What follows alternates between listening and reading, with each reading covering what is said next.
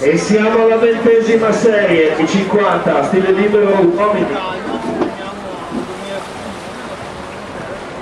Corsia 1, Bianca, Carlo, corsia 2, Sandrine, Luca, corsia 3, Formaggio, Stefano, corsia 4, Pavanello, Alberto, corsia 5, Piron, Andrea, corsia 6,